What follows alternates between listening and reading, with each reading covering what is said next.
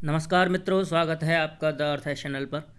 हम अपना external sector देख रहे थे इंडियन इकोनॉमी के अंतर्गत, और उसमें हम लोगों ने ट्रेड का बेसिक्स कुछ समझा था कि क्या होता है इंटरनल ट्रेड और क्या होता है एक्सटर्नल ट्रेड, यानी आंतरिक व्यापार और बाह्य व्यापार।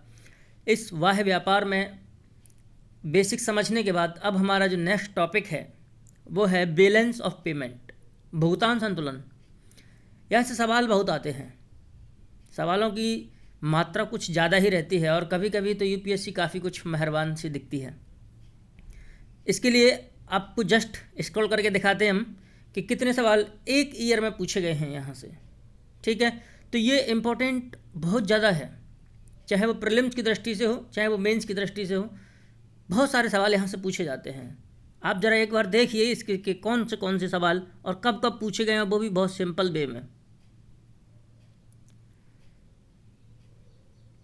देखिए, ये सवाल 2013 में पूछा गया यूपीएससी प्रीलिम्स में कि किसी देश का भुगतान संतुलन किसका व्यवस्थित अभिलेख है, यानी of what balance of payment is systematic record, यानी किसका सिस्टमैटिक रिकॉर्ड है। ये ऑप्शन आपके सामने दे रखे हैं। ये सवाल हम लोग बाद में हल कर लेंगे, लेकिन आप बस इतना समझिए कि 2013 में भुगतान संतुलन की परिभाषा ही पूछी गई है सिंपली।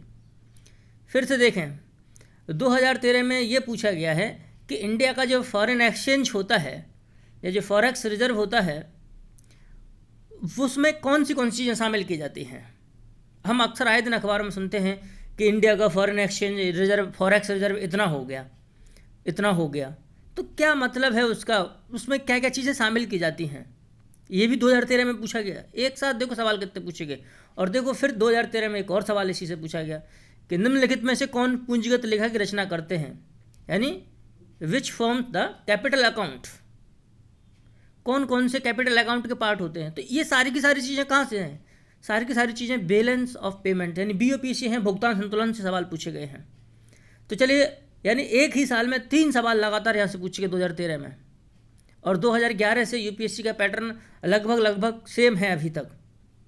और इकोनॉमी को इतना ज़्यादा वेटेज मिलता है, 25 से 30 सवाल प्रीलिम्स में डायरेक्ट इनडायरेक्ट जरूर रहते हैं, इसलिए इसके महत्व को हम लोग कम नहीं कर सकते हैं। अब हम समझने की कोशिश करते हैं कि एक्चुअल में बैलेंस ऑफ पेमेंट होता क्या है। देखिए, कोई भी देश जब एक्सटर्नल ट्रेड करता है तो वो या तो आयात करेगा या निर्यात करेगा, ठीक है, यानी या तो एक्सपोर्ट करेगा या इंपोर्ट करेगा। अब यदि वो एक्सपोर्ट करेगा यानी वो कोई चीज़ बेचेगा, तो बेचने के बदले उसे विदेशों से कुछ ना कुछ तो पेमेंट प्राप्त होगा ना, बिल्कुल प्राप्त होगा। और यदि इंडिया कोई चीज़ खरीदता है यानी इंपोर्ट करता है, तो होगा क्या, होगा ये कि इंडिया को पेमेंट करना पड़ेगा। ठीक है, हम इसे इस तरीके से समझ सकते हैं। कैसे, जैसे मान लीजिए कि इंडिया ने एक्सपोर्ट किया यूएसए को, तो यूएसए को जब इंडिया एक्सपोर्ट करेगा तो यूएसए क्या करेगा, यूएसए इंडिया को पेमेंट करेगा यूएसए इंडिया को, राइट। अब यदि इंडिया इंपोर्ट करता है यूएसए से, यानी यदि हम लोग इंपोर्ट करें कहाँ से, यूएसए से, तो इंडिया को पेमेंट करना पड़ेगा। किसको करना पड़ेगा, यूएसए को, ठीक है।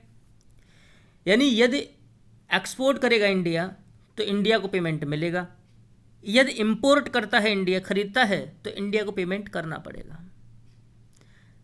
अब यदि एक साल में हम दो लोग अगर देखें कि इंडिया ने पूरे विश्व के साथ कितना ट्रेड किया है, कितना इंपोर्ट किया है, कितना एक्सपोर्ट किया है, यदि हम लोग ये चीज़ देखें तो हमारे पास कुछ ना कुछ बैलेंस होगा, कुछ ना कुछ निकल के आएगा। क्या बैलेंस निकल के आएगा कि हमने कितने का खरीदा, वो टोटल बैलेंस कितना है, और हमने कितने का बेचा, वो टोटल बैलेंस कितना है। तो ये बैलेंस किस चीज़ का निकाल रहे हैं हम लोग, पेमेंट का ही निकाल रहे हैं ना। या तो वो पेमेंट किया गया था या वो पेमेंट लिया गया था, दो ही बातें हैं, उसी का हम लोग बैलेंस निकाल रहे हैं। तो बस इसी को कहते हैं बैलेंस ऑफ पेमेंट। यानी बैलेंस ऑफ पेमेंट एक रिकॉर्ड है, एक रजिस्टर है, समझ लीजिए। भुगतान संतुलन एक रजिस्टर है जिसमें क्या है कि भुगतान का हम लोग बैलेंस देखते हैं, जो भुगतान हमने प्राप्त किया है और जो भुगतान हमने लोगों को दिया है, यानी देशों को दिया है, उसका सिस्टमैटिक रिकॉर्ड। और जनरली कोई भी लेखा हो, कोई भी अकाउंटिंग हो, कोई भी अकाउंटिंग सिस्टम हो, वो 1 साल के लिए ही रहती है, विशेषकर उस देश की फाइनेंशियल ईयर के अनुसार रहती है। तो बैलेंस ऑफ पेमेंट डेफिनेशन के अनुसार क्या हुआ? बैलेंस ऑफ पेमेंट एक ऐसा सिस्टमैटिक रिकॉर्ड है, एक ऐसा व्यवस्थित दस्तावेज है या व्यवस्थित रिकॉर्ड है, किसका? ऑल इकोनॉमिक ट्रांजैक्शंस, उन सभी आर्थिक व्यवहारों का।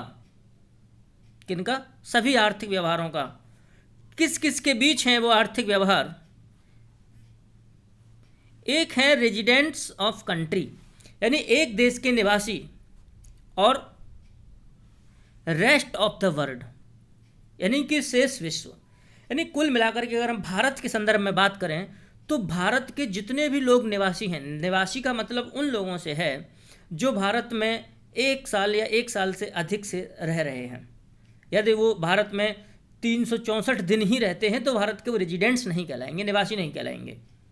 ठीक है, निवासी और नागरिक में अंतर होता है, क्या है ये हम कभी फिर नेक्स्ट वीडियो में बताएंगे। लेकिन अभी इतना समझिए कि बैलेंस ऑफ पेमेंट एक सिस्टमैटिक रिकॉर्ड है जिसके अंतर्गत सभी आर्थिक संव्यवहार शामिल किए जाते हैं, ऑल इकोनॉमिक ट्रांजैक्शन शामिल किए जाते हैं। और वो आर्थिक संव्यवहार ट्रांजैक्शन किन किन के बीच होते हैं? एक देश के निवासियों के बीच और बाकी सभी विश्व के लोगों के बीच। ऐसे समझ लेते हैं, जैसे अभी तो हमने इंडिया का लिया था, तो इंडिया के निवासियों का ट्रांजैक्शंस बाकी विश्व के अन्य देशों के लोगों के साथ। या अगर हम चीन का लें तो चीन के लोगों का पूरे विश्व के देशों के साथ। ठीक, तो उन्होंने क्या लेन देन किया है? अब जैसे इंडिया और यूएसए की बात करें तो इंडिया ने कुछ लिया होगा यूएसए से, तो कुछ दिया होगा, क्योंकि इंडिया का लार्जेस्ट ट्रेड पार्टनर अब चाइना नहीं है बल्कि यूएसए है। इस बार का इकोनॉमिक सर्वे आप लोग देख सकते हैं, तो भारत का सबसे बड़ा व्यापारिक भागीदार अमेरिका है, ना कि चीन है। ठीक, तो व्यापारिक भागीदार का मतलब ये है कि भारत खरीदता भी है और भारत उसे बेचता भी है, दोनों को, क्योंकि ट्रेड का मतलब एक्सपोर्ट भी है और इंपोर्ट भी है, ट्रेड में दोनों चीज़ें शामिल होती हैं। इसलिए बैलेंस ऑफ पेमेंट क्या है? बैलेंस ऑफ पेमेंट किसी एक वित्तीय वर्ष में, यानी जनरली एक फाइनेंशियल ईयर में, 1 फाइनेंशियल ईयर में उन सभी इकोनॉमिक ट्रांजैक्शंस का रिकॉर्ड किया जाता है। यानी बैलेंस ऑफ पेमेंट क्या है?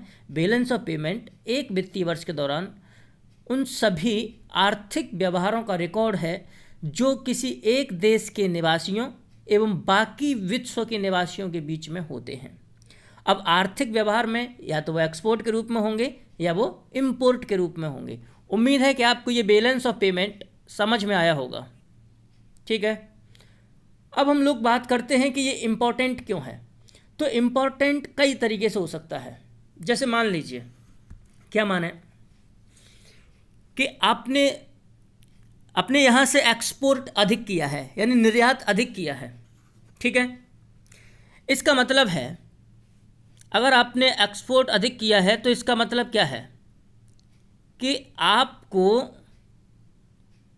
फॉरेन करेंसी ज़्यादा प्राप्त होने वाली है। लेकिन फॉरेन करेंसी आपको प्राप्त कैसे होगी?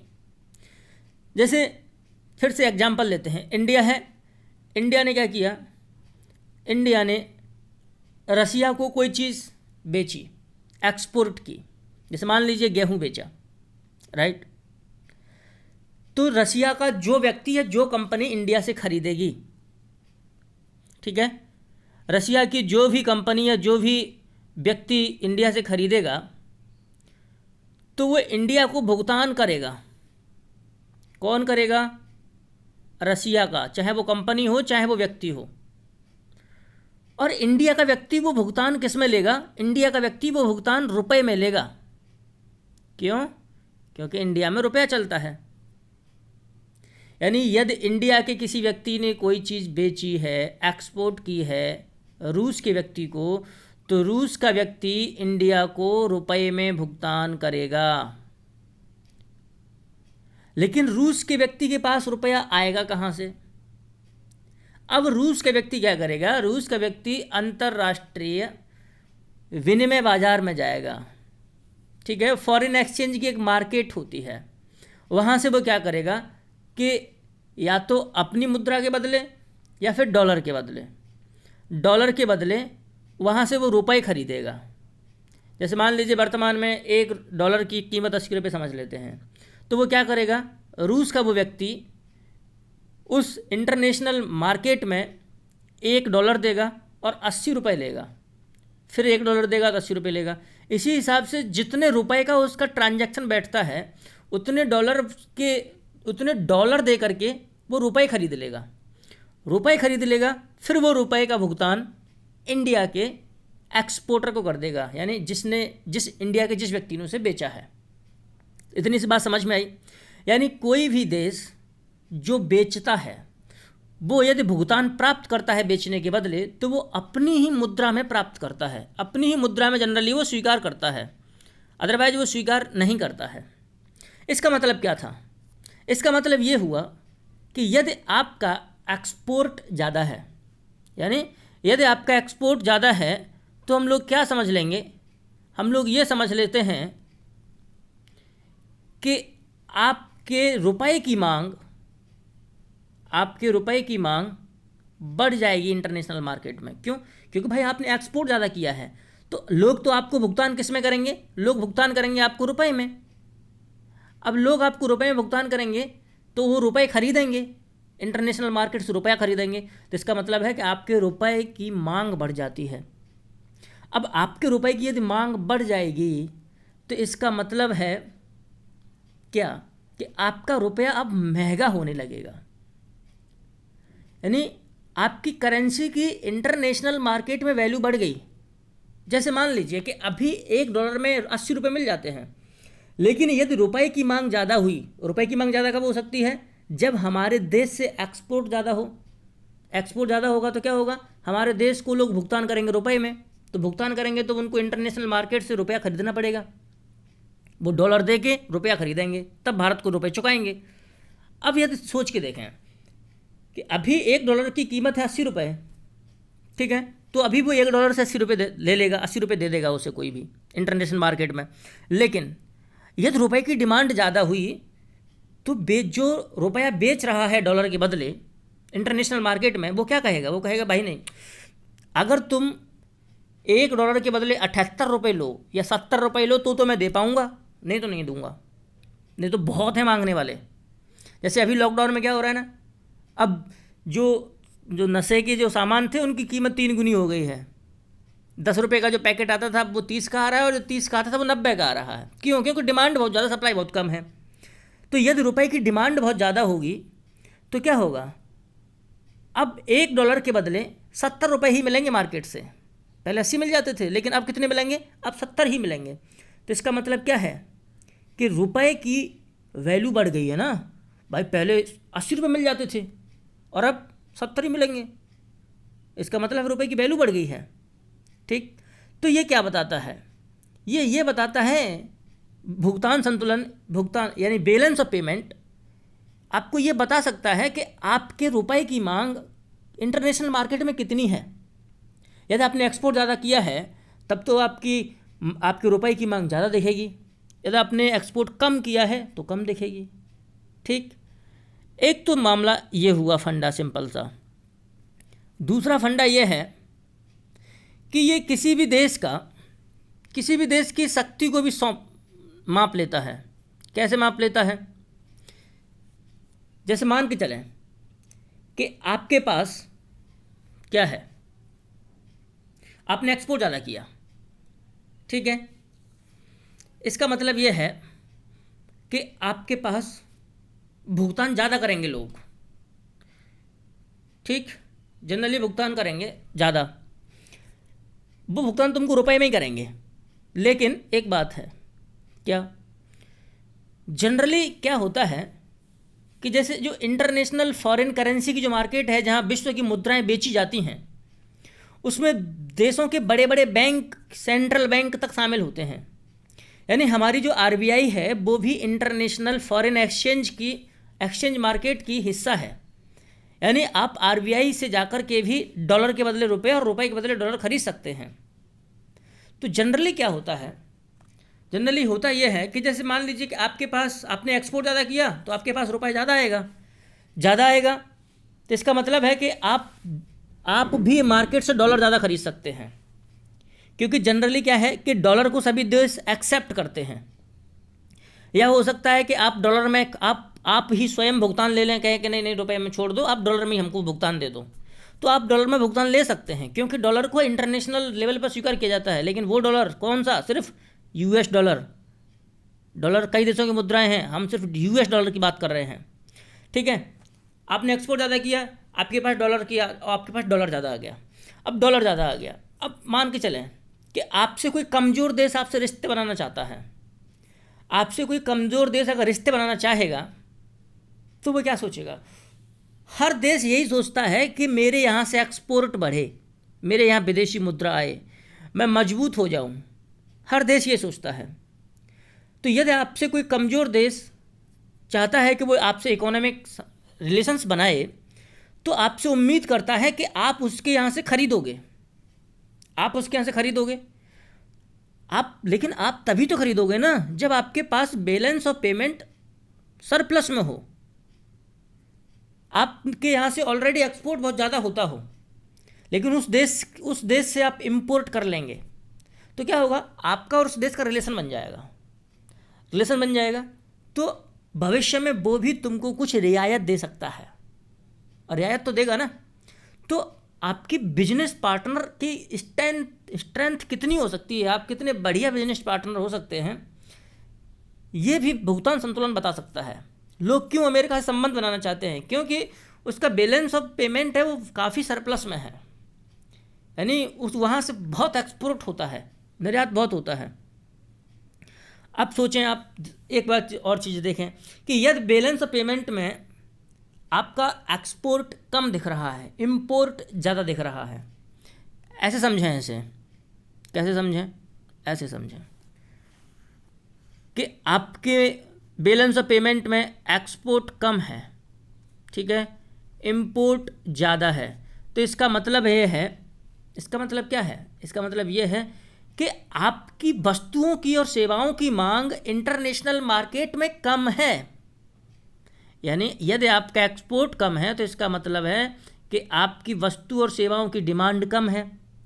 डिमांड कम क्यों है, क्योंकि या तो आपकी वस्तुएं और सेवाएं बहुत ख़राब होंगी, यानी बहुत बैड किस्म की हैं, या फिर वो बहुत महंगी हैं।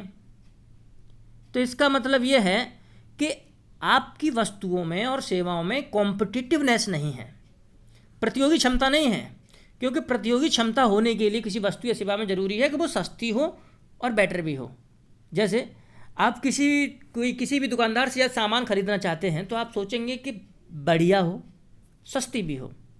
अब लेकिन किसी की वस्तु ना तो बढ़िया है और महंगी भी है, तो उसे कोई खरीदेगा क्या, नहीं। तो यदि आपका एक्सपोर्ट कम है तो इसका मतलब यही होगा ना कि आपकी वस्तुओं और सेवाओं की गुणवत्ता कम है और कीमत बहुत ज़्यादा है।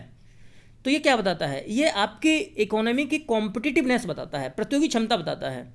तो आपकी इकोनॉमी की कॉम्पिटिटिवनेस भी होनी चाहिए, ठीक है।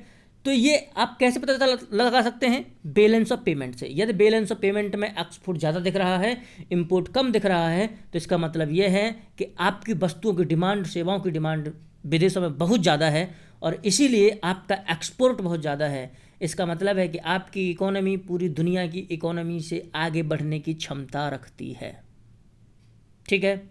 चलिए अब हम लोग देखते हैं उन सवालों को जो सवाल हमने जस्ट अभी अभी देखे थे, ठीक है। उनको हल करने की कोशिश करते हैं, आप हल कर पाएंगे कि नहीं। देखें, सवाल है पहला, किसी देश का भुगतान संतुलन किसका व्यवस्थित अभिलेख है। तो ऑप्शन ए बिल्कुल इसमें सही है कि किसी निर्धारित समय के दौरान सामान्यतः एक वर्ष में किसी देश का समस्त आयात व निर्यात का लेन देन, बिल्कुल, यानी exchange of export and import of a particular country typically with in 1 year with rest of a world, ठीक। तो ऑप्शन ए है, इसमें ए सही होगा। बी है कि किसी वर्ष में एक देश द्वारा निर्यात की गई वस्तुएं, तो नहीं। भुगतान संतुलन का मतलब तो हमने एक्सपोर्ट इंपोर्ट दोनों देखा था ना, एक्सपोर्ट का भी पेमेंट और इंपोर्ट का भी पेमेंट, तभी तो संतुलन हम लगाएंगे, बैलेंस निकालेंगे दोनों का कि प्लस में है कि माइनस में है।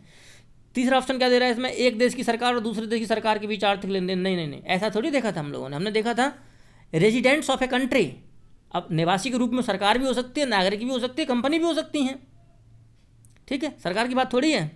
ऑप्शन डी है एक देश से दूसरे देश को पूंजी का संचलन, तो ये कोई बात नहीं हुई। ये पूंजी का संचलन होता है लेकिन ये पूरी तरीके से परिभाषित, ये सही आंसर नहीं माना सकता, क्योंकि बेस्ट में से हमको बेस्ट चुनना होता है। तो बेस्ट है क्या, ए। यानी यदि हमको बैलेंस ऑफ पेमेंट की बेसिक समझ है तो हम आसानी से ये सवाल हल कर सकते हैं, ठीक है। बाकी के सवाल आप लोग पढ़ लीजिए, लेकिन बाकी के सवाल अभी हम हल करने की स्थिति में नहीं होंगे। इसलिए नहीं होंगे क्योंकि हमने नेक्स्ट जो टॉपिक है वो पढ़ा नहीं है। जब पढ़ेंगे तो हम इन दोनों के दोनों सवालों को और हल कर लेंगे। लेकिन हालांकि हाँ ये है कि आप इन सवालों का स्क्रीनशॉट ले सकते हैं। भविष्य में आपको जब हम पढ़ाएंगे, जब नेक्स्ट टॉपिक, जब नेक्स्ट वीडियो आने आएगी तो इन दोनों सवालों को हम लोग हल करेंगे। यदि आपको ये वीडियो पसंद आया हो तो लाइक करें, शेयर करें, सब्सक्राइब करें, अपने दोस्तों को भी ज़रूर इस ज्ञान की धारा में शामिल करें। आज के लिए इस वीडियो में उतना ही। धन्यवाद। जय हिंद।